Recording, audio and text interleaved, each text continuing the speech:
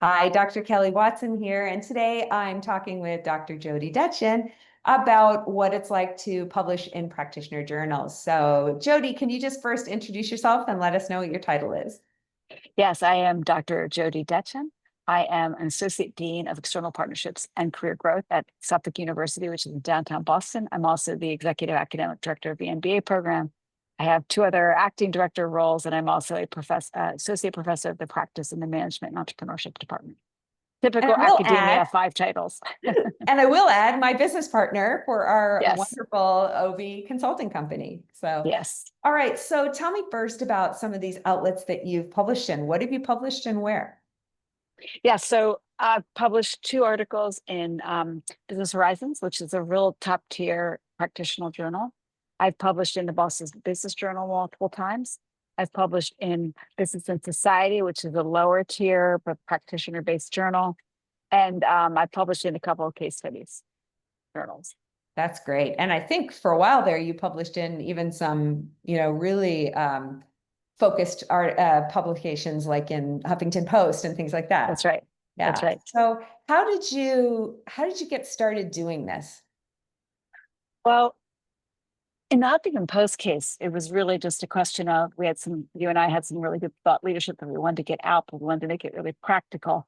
And so we had to turn it into bite size. And it was back in the days when blogs were really how things were going out to the world and how people were really digesting this material. So I just reached out cold into Huffington Post, and then I got myself an ID, and then I would just publish, probably like once a month. It was back in the days when you didn't have to do it as much. So it was a totally different dynamic than it was now.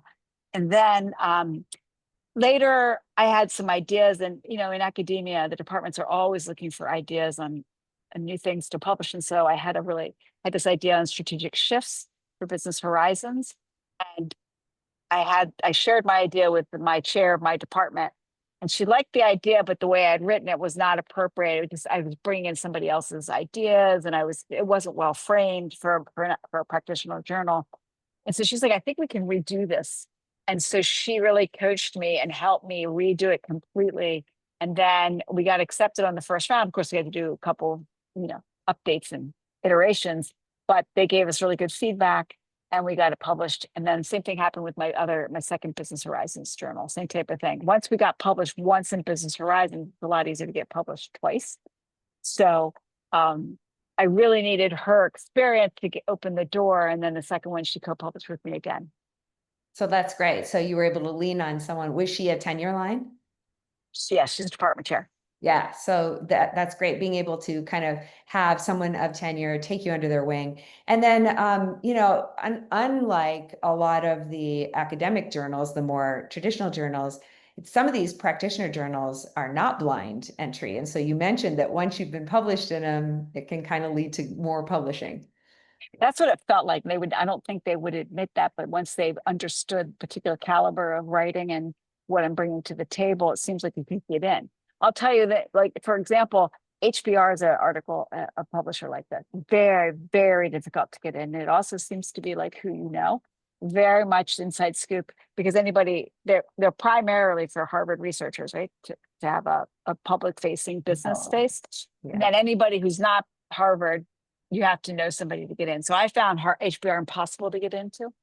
So these other are a little lower hanging fruit. Now, Business Horizons has gone upscale a little bit since I published my first article.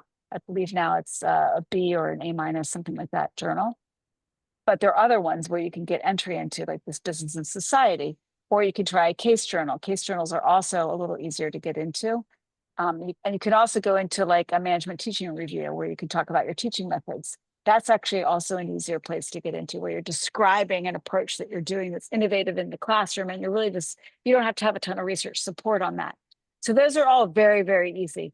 And then some of the academic pieces that I've written, I've collaborated with people who are real academics, real researchers, and they helped me along the way.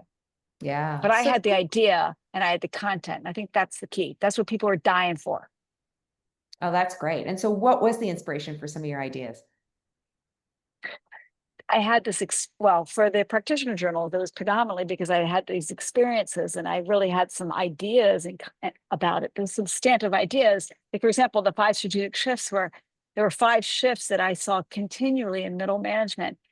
The people that were able to make these shifts went to higher levels of management, and the people that could not did not. They even went back to individual contributor. And so it was pretty clear to me that there was something that was happening. And so I just described it. And I had lots of examples from my practice for each one of the shifts. And so I was able to really concretely describe what was going on. And I didn't have to go through and do a study and all this other stuff, which I could easily have followed up with and done. I just chose not to, but I shared my experience.